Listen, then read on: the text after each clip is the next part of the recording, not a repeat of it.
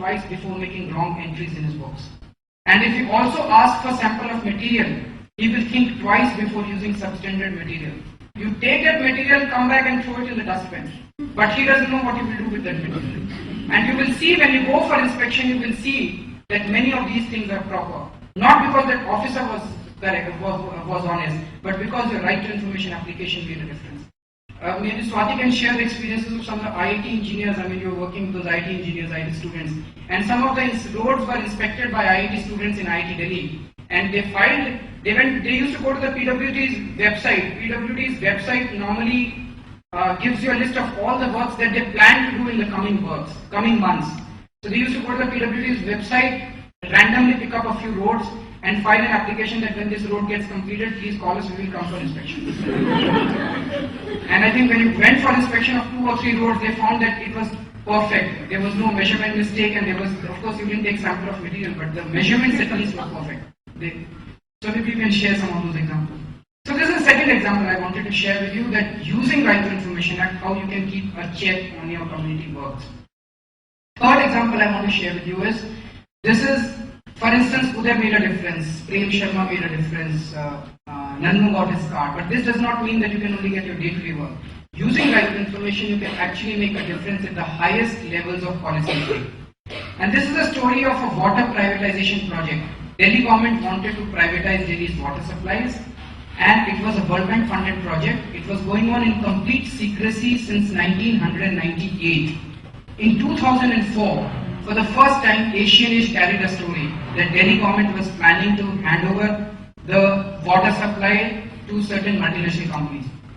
Now, there was a huge reaction from certain NGOs who said that water is a human right, it cannot be privatized, etc., etc.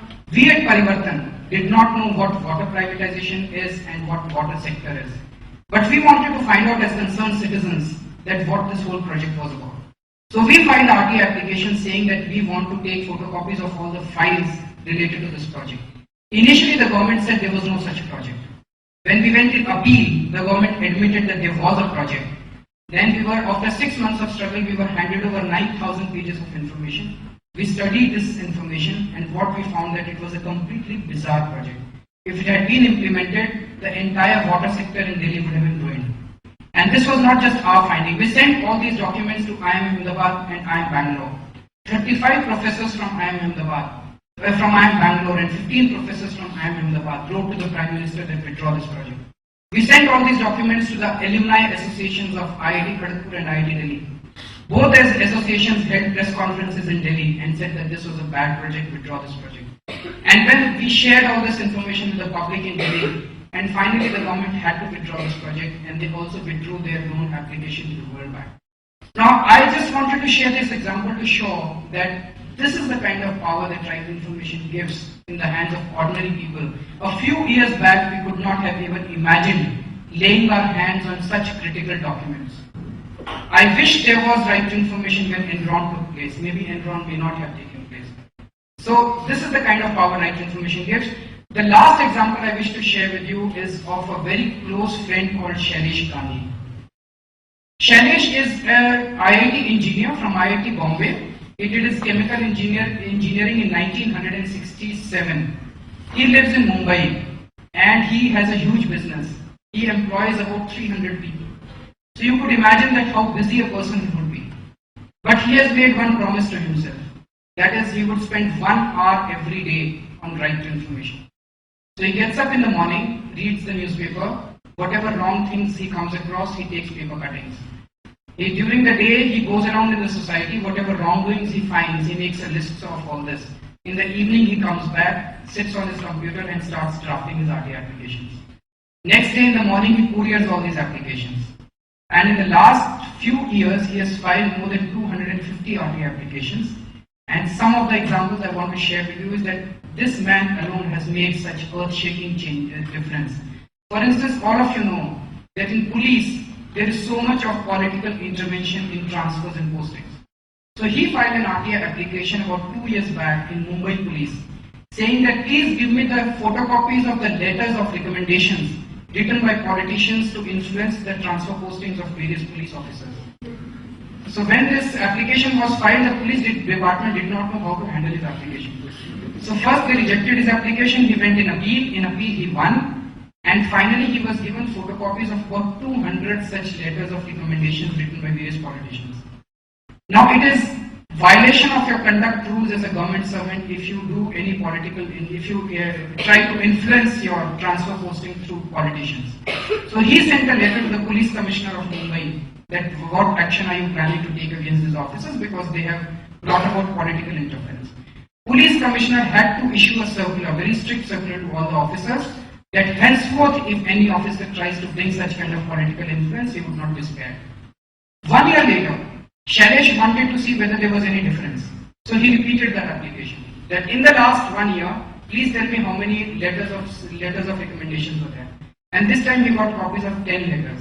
So the number came down from 200 to 10, which is not a small achievement. A single person filing RT applications. I am not saying that now Sifarish is not taking place. Sifarish must be taking place on phone now.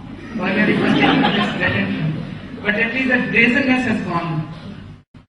Second example I want to share what he did was, one day he read in the newspaper that one minor girl was raped by a policeman.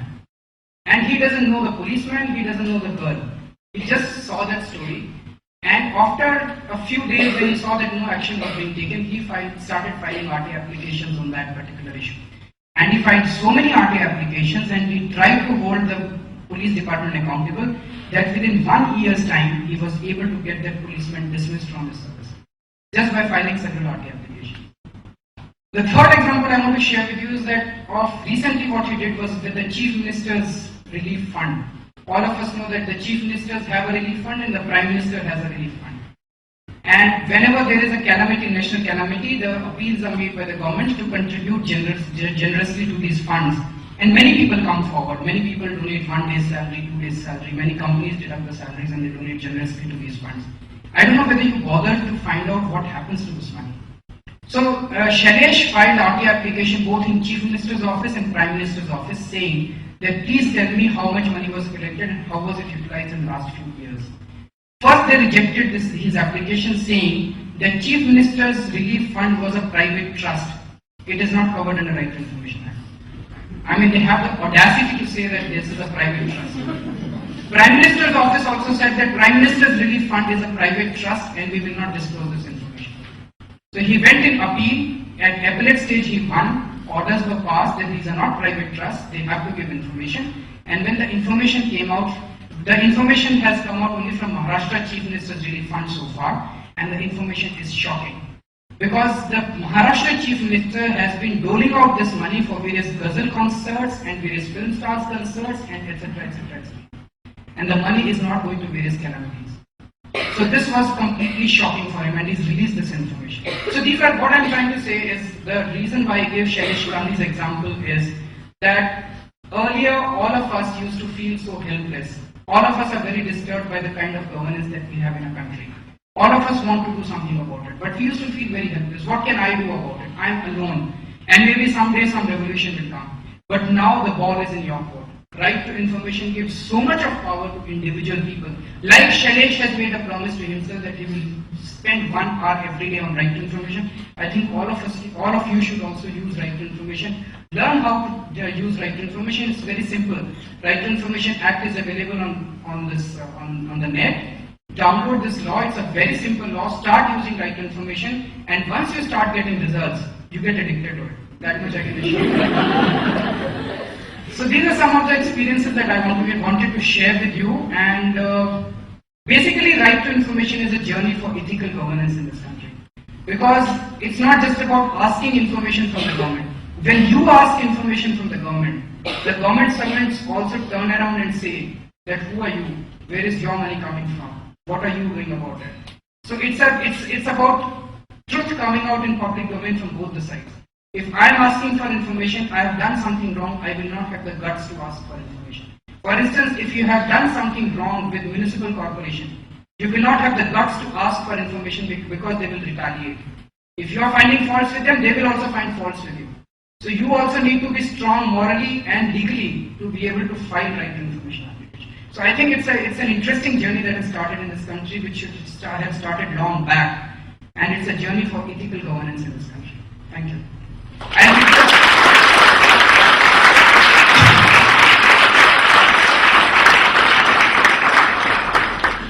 Today I am joined by my colleague Swati Maliwal. She is a computer engineer. After 2 years back, after completing her computer engineering, she decided not to join any job, but she joined the social sector.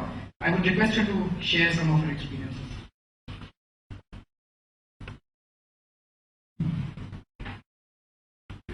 Hi. Firstly, I would like to state that my journey with RTI began with an equally inspiring speech from Arvind 2 years back. And the first RTI that I had filed was on this road. I had got together with a few friends of mine at IIT, and we decided to start filing RTI applications on roads. And I was amazed to see that within 5 days of my filing that RTI application, the road actually started getting constructed. And it was something around 12 crores.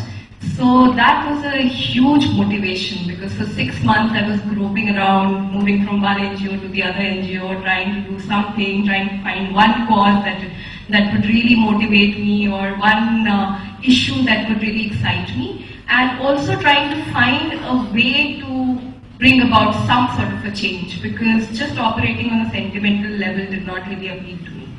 So Arvind introduced me to Right to Information, and my journey with Parivartan began then. And it was very exciting that one would go to the roads and one would just stand there, and then you would have these huge rollers moving around, and you would go and ask the driver, "Bhaiya, kya ho gaya? Kaise road बनने लगी? इतने दिन से तो बन नहीं रही थी." And this man would come up and say, "अरे पता नहीं, हमें तो पता नहीं, अभी ये कल ऑर्डर आया है, बस मुझे इतना पता है कि 1 महीना में पूरा रोड बन जाना चाहिए." So it was very motivating. I would like to share some of my experiences with some government hospitals right now, which I'm working on. Basically, I was working in a slum, and there was this woman, and she was very ill. So I decided to take her to one of the government hospitals in East Delhi.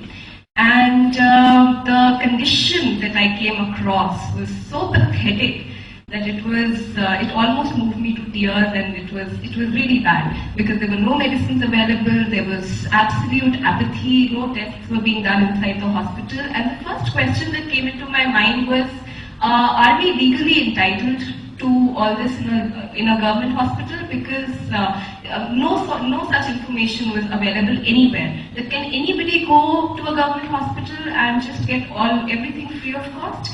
So I filed a few RTI applications, and I actually got it on paper that everybody, whether you are an above poverty line person or whether you are a below poverty line person, you are entitled to free medical services in a government hospital, which was very empowering. Because I later remember that I talked to some very senior CAG official, and he also did not know this information. So that's how the journey began, and we realized that there are no medicines being provided, there are no tests that are being conducted inside the hospital. So we tried to understand what the systems are like in the hospital. So we filed several RTI applications asking for inspections of how the medicines are procured, and who decides when the medicines are going to be procured, and how much buffer stock has to be maintained, when are the supply orders given, how are the supply orders given. So this was a huge amount of information which we started inspecting. We actually went there and inspected the records. So this entire process threw up many very stark results. For example, we tried to trail the availability of few medicines in the hospital, and it was so shocking to understand that morphine was actually not available in the hospital for 2 months. Life-saving drugs like dopamine was not available in the hospital for 1 month, and the drugstore in charge himself had the audacity to say, "Acha, ye to available hi nahi hai, isse to log mar gaye honge bahut sare." So that is the way the systems were working. So two very important things that came out of this inspection was that there was extreme unaccountability. That whether the drugs are there in the hospital or the drugs are not there in the hospital, whether the surgical consumables are there in the hospital or they are not there in the hospital, nobody bothers. And if 10 patients are dying because of lack of it, nobody is held accountable. That no one's head is going to be chopped off, or no one is going to be thrown out of the hospital if something that severe also happens. Also, what came out of the hospital, out of this entire process was that there is an absolute lack of information flow in the hospital. No one even knows what is their duty. For example, I'll give you an example. One drug called injection tramadol was not available in the hospital for a long time, and the doctors were writing them on a scrap of paper and telling the patients to buy it from outside. And this hospital which I was inspecting is a completely poor person's hospital. You have people below poverty line going there, and they are forced to buy medicines from outside, which is quite tragic. So this particular drug, we tried to investigate, and we found out that the sister doesn't know that she has to actually indent it to the drugstore. The drugstore doesn't know that it actually has to send it to the purchase department. There's a complete lack of information within the system as to who is supposed to do what, and simple information like what drugs are being procured in the hospital is not available to the doctors. So this is also one of my requests to everybody in Google. If you could collaborate and if you could develop an information system, a software which could actually make all this, instead of being manual, if it could all be online, and if you could have these systems where, like in the railway, in the railway station, you have it there with which train is coming, which train is available, which is not coming. So if we could have just a list of the drugs as to which are available, which are out of stock, which are not there, so it would be, I think it would go a long way. And another level at which RTI started functioning, because I remember the first time when I went to the hospital, like I said, I was almost in a state of tears and I did not know what to do.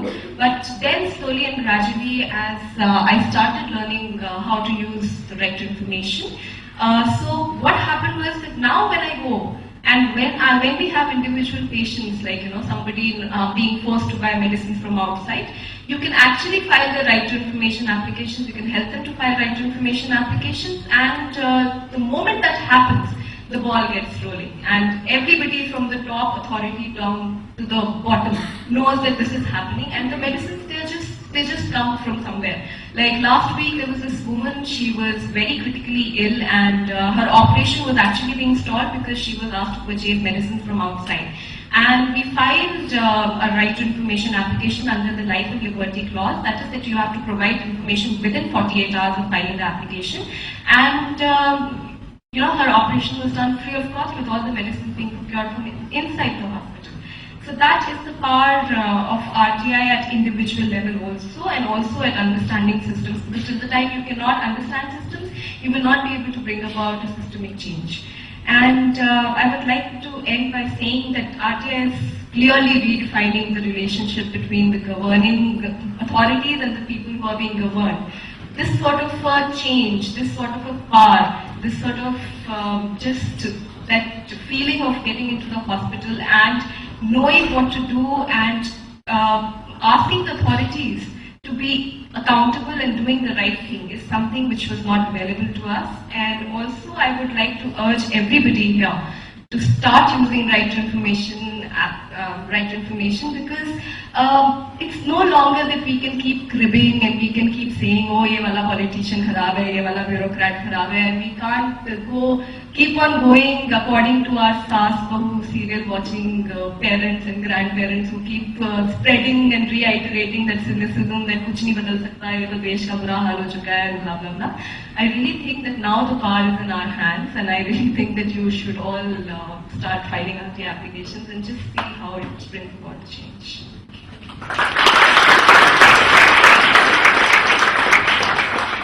I just want to add the reason why one of the reasons of course is that the poor people were not getting medicines in the hospital. Also the reason why we got also into doing the audit of this hospital, first see the power of right to information. Now ordinary people like us can go and do audits of government hospitals. Otherwise audit was supposed to be done by CAG, Controller and Auditor General of India, but now we are doing the audit, and they have to show us all the records. Why we got into this audit was because the Principal Health Secretary of Delhi government, who is known to us, he called us for a meeting. He was having a meeting with senior doctors in Delhi. And in that meeting he said that there is no cash crunch with Delhi government. Any amount of money is available in Delhi for the health sector. So any hospital wants any amount of money, please tell me, we will give you the money. And in that meeting when he asked, the medical superintendent of this hospital said, there is no dearth of medicines in my hospital. There is any amount of medicines available. but those medicines are not reaching the patients. So where are these medicines going? And that is the reason we started filing these RT applications, to understand where those medicines were going, whether those were being purchased, if they were being purchased, whether they were being siphoned off, etc. etc. So as she said, that one of the things that we were discussing with a couple of people just at 3 o'clock in a meeting was, if Google could get into developing some kind of a software for managing information in this particular hospital, it could act as a pilot project. And I can tell you that the principal health secretary of Delhi government is a very nice man, very positive man. And if we give this idea to him, I'm sure that he would agree to that. If one such pilot project could be done, I think this could then be replicated in many other hospitals. And information is power, as everyone knows. Once that information is out in public domain, it will be, and through computers, the responsibility could be tracked and it could be fixed as to is it the purchase department, or is the drugstore, or which officer is responsible for non-availability of the drugs in the hospital. So this